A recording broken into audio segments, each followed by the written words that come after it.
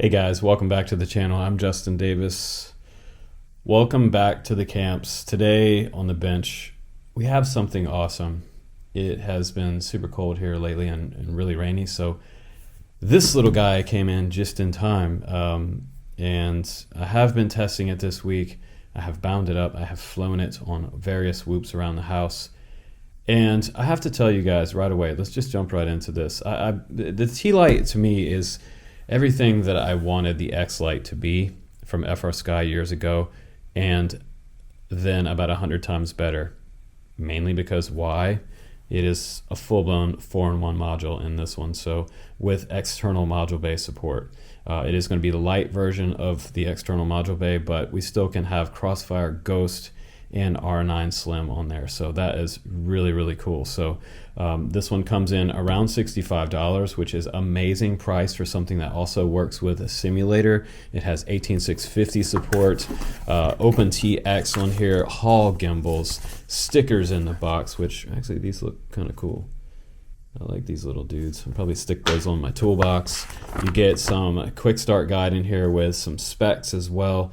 This radio is a 2.4 radio, but if you're using the module in the back, it will convert over to an external power, and you will be able to add whatever protocol is supported for the system software of the OpenTX t-lite OpenTX firmware, which is awesome. So we have an OpenTX supported firmware on this radio. This is already flashed with OpenTX. No need to do anything crazy. And I believe at this current update, it also supports Immersion RC Ghost. So if you get the light version of that module, ba-bam, it comes with the external module support dock right here, and there's a hole right behind here, and it plugs into the slot just underneath the back of this. So around 6, 7, 8 screws release this back plate, and then you can get in there and plug this in. You also get some extra hardware. You get I think it was 4 different screws, but I only put 3 here. That's all you need to hold this on and in place, and if you have it seated properly, it shouldn't interfere with that tray for your battery door. So I did notice that you need the button up 18650 style of battery for this. It will run for about 6 hours, which is great. It also does not have reverse polarity protection on this, so if you turn this around the other way and plug it in like that, you will fry this little guy, so it will damage the internal module. So try not to do that. You want to have negative here, positive here, and I also had to bend this out just a tiny bit here and here, so I took just a little tiny screwdriver and just kind of bent this out a little bit so that it would make a solid connection. So and there, it's the wrong way. It's got to be the right way, or we're going to destroy the radio if we turned it on. So now we can slap this back on there, and my external module bay is all ready to go, ready for Ghost or Crossfire. So that's super sweet. And I have to tell you, the comfort and feel of this feels pretty good. It fits in my hands. It's the size of, I mean, it might even be a little bit smaller than a PlayStation controller. It's really small. I should go grab a controller and just compare it for you. But for something to keep at your desk and fly simulators, this thing is perfect. That is really great. Up at the very top, we have that port right there for the simulator support. We have 2 mounts right here, and what these are, there is a stand you can get, a little kickstand here that will hold an FPV monitor, so it can have its own cute little FPV monitor on here if you want to fly line of sight, so to speak. And you also have USB-C supported 18650 internal charging, which is also really good. We have 4 switches on this one. I kind of wish it had maybe a few more momentary ones in the back, maybe, I don't know, but we have 2 position switches on the very bottom, and we have 3 position switches up top.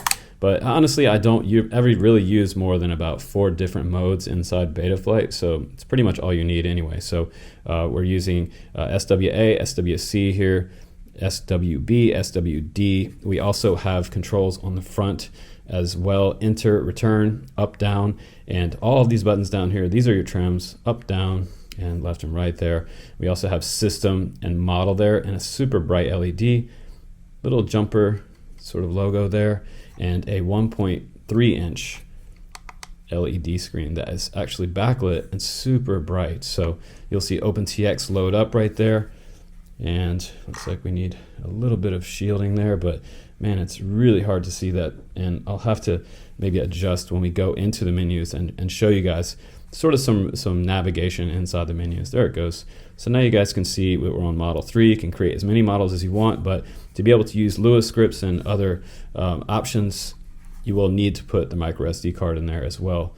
And it supports a lot of models with the internal memory, so which is also kind of cool. It does have also a haptic buzzer in here, so it does vibrate like the regular standard full-size radios. But look at the difference in size here. I mean, this is like so much smaller than my TX16S. I mean, if you're gonna buy 2 radios this year, you would do yourself like a happy birthday service if you got yourself both of these. These are going to be my sort of go-to radios for now. I am going to be using this one quite a bit for a lot of my micro flying for you guys. This just makes things so easy. Now, the navigation in these 2 radios is going to be drastically different. This one is going to be more like your old school X7 from FrSky, but with the full-blown multi-protocol modules in there. So really cool that you can be able to select up to about 100 different models, and that's what's so great about Radio Master series and Jumper series radios, whereas the old school X7 would only do FrSky receivers, so XM Plus and other stuff. So also R9 support, but now we have multi-protocol on so many different radios to choose from. So big difference between these 2 screens. Obviously this one's full color, it's not touch screen or anything, but navigation in this one is super easy. If you are a beginner, this is pretty much the same type of internal interface that this is. It's just kind of shrunk down into this LED format. So let's go ahead and go into the menus now.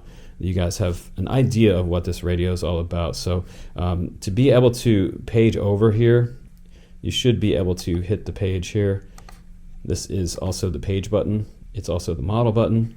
I'll just back up there a little bit here for you.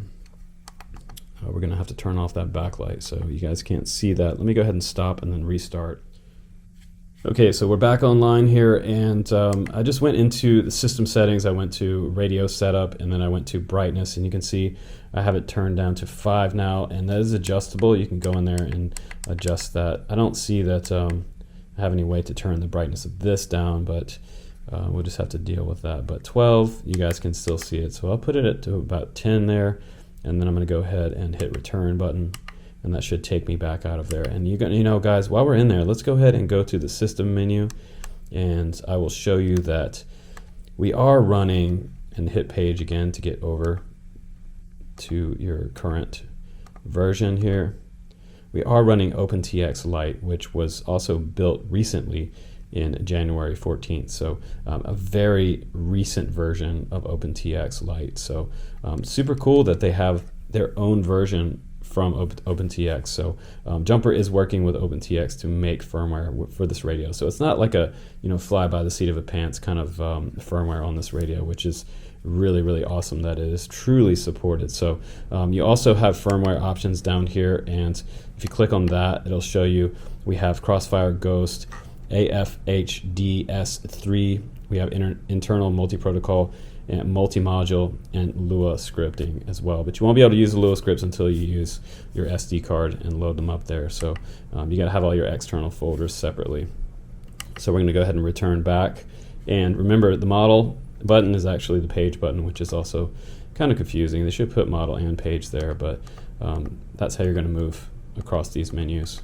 Now we're gonna hit return and go all the way back out, and we can hit model again this time, and I'm on model 3. You can see there how much battery life is on my battery. My 18650 could use a little charge there, but we're gonna go ahead again, and let me try to remember how to get into this model menu. It was tricky there. So, okay, it took me straight in. Now I'm in the model menu, and I can go up and down, and I can navigate things. I can change the model name here. If I put enter, it'll take me through all that process, but I'm not gonna bore you with that. We have I believe 3 different timers on here as well, just like the full-blown version. So if we go up and keep going up, it takes us to the very bottom, which is nice, to the bottom of that list. And now we can change from external RF, internal RF, which is cool. So external RF right now is off, and that is going to turn on your external module back here. So if you're playing around with R9 Ghost, or you're playing around with Crossfire, that's how you're going to turn this on. And we can press enter there to select it, and then we can go up to PPM, XJT, DSM2, Crossfire, CRSF, Multi, R9M, and Ghost is there. Check that out. Isn't that cool? And S-Bus. So we're going to go back to off. We're going to turn that off. And one of the other things you want to do is set your failsafe to no pulses. If you're a new guy, do that for sure.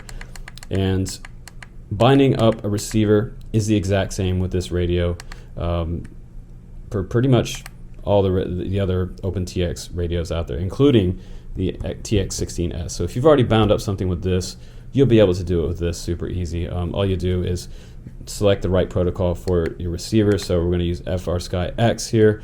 We'll go down, let's go ahead and make that D8, and I'll press enter, press the up down button to go down to D8 and hit return and come out.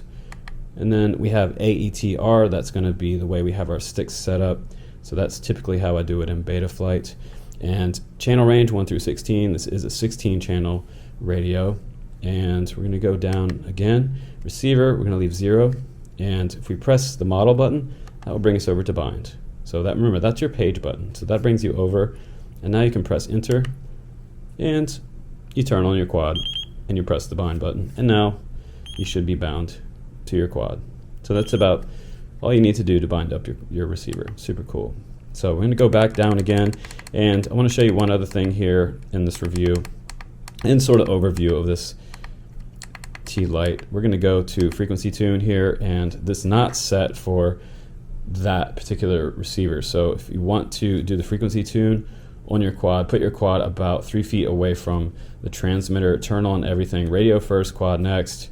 With FrSky protocol, it doesn't really matter, but frequency tune, what you're going to do is you're going to turn on your receiver. Once your radio and your quad are connected, you're going to press on enter here, and you're just going to keep going up first, all the way up until it fail safes. So when you hear it fail safe, you'll hear telemetry lost, and then you want to go all the way down until you hear it lose it again. So you want to take the average in between those two numbers.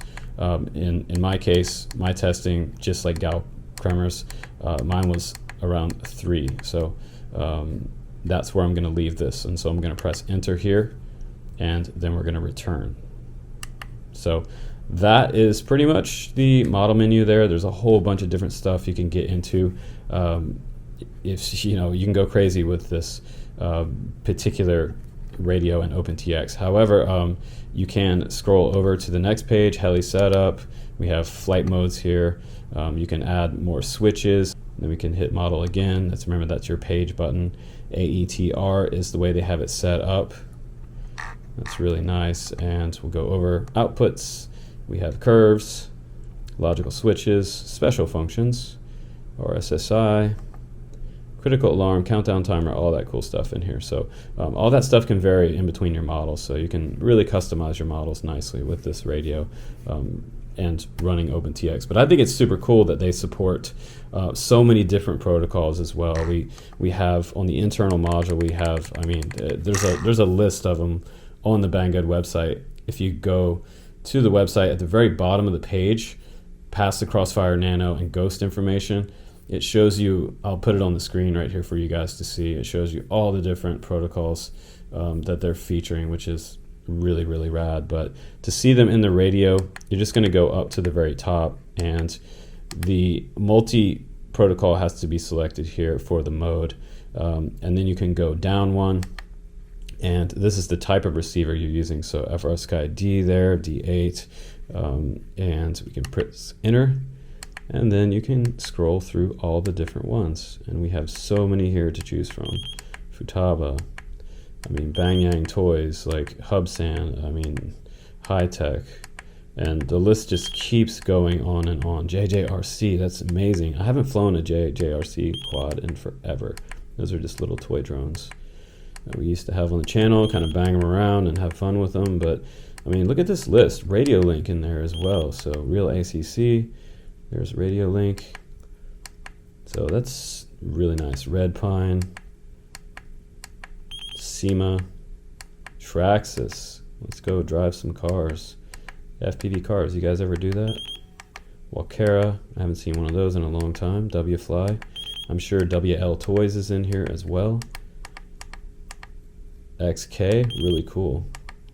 So tons of stuff here for 4-in-1 multi-protocol module. And another note that they tell you, just absolutely make sure you read the warnings on this radio. You don't want to turn this on the first day you get it. If you're a brand new guy, please don't turn it on without this antenna on here with the internal module active. It will fry it, and you won't be able to use your antenna anymore, or any antenna, as a matter of fact. So you might not, actually it might, yeah, it'll screw things up. So what you want to do is, if you decide you want to remove this antenna, the only way you can remove this is if you're using external module. So if you're traveling and stuff and you want this to be a little less, worried about it breaking, if you're using the external module, don't worry about having it on. If you're using the external module, that will be fine. Just don't switch it back while it's on, because you will fry it. Also in the box, you get this empty 18650 case, and I thought maybe like somebody in customs had like stolen my 18650s. When I first saw this, I'm like, oh man, this guy's like took off of my 18650s. Maybe they were just a problem on the airplane or something getting here. But you'll also get this cable, which again charges the internal battery, the 18650, which is really nice. Now, I wish that the battery lasted a little longer. 6 hours though should get us a full day of flying. I'm usually not flying longer than 6 hours total radio time, so I think that's acceptable. And with the addition of external module bay on here for light style long range transmitter receivers, that's really awesome. That's super cool. So Ghost support already in the new firmware, and a very recent firmware from OpenTX makes this one a super cool catch. So I'm trying to remember if there's anything else I could show you guys before I end this review, but let's just go ahead and see if I can figure out how to get this thing to balance on here. This is such a tiny little scale. Okay, so we're looking at 257.2 grams with the 18650 in there, and the external module bay on there. So not the hardest thing in the world to put the external module bay on there. Just take your time and be very careful. One more tip before I let you guys go. When you're putting this screw through the back, there are a series of wires on here. I don't know if you guys can see those, but be very careful and tuck these in there properly, and make damn sure that you don't screw that screw straight through those wires, because they will be very close. And just kind of stick that screw all the way through this back plate, and make sure you're not touching those wires at all when this is going through. But cool little radio, and it's definitely going to be seen on the channel here. And this is going to be one that I absolutely recommend for you guys to pick up, because the price is just super, super great. So really portable, really small, and feels like a full-size transmitter, which I love. So thanks again, guys, for hanging out on the Drone Camps channel. This has been the Jumper t-lite, super small little FPV transmitter with everything in there. I mean, it's just so cool. 4-in-1, everything you want. Pick up the right version though. Make sure when you check out the link down below that you grab the JP 4-in-1 version. It's $75, CC 2500, $65, but again, you're not going to get all the protocols. So go for the JP 4-in-1 and you'll be all set for this year. For your full-size quads, 5-inch, you can fly a 10-inch on this quad if you wanted to, with a long-range receiver on there, no probs. But thanks again for watching my channel, guys. Hopefully you enjoyed the overview and sort of like very first look at the t-lite. There's not a lot of reviews out there yet, so some of them are coming in, but we will see you on the next one, guys. Take care and be well.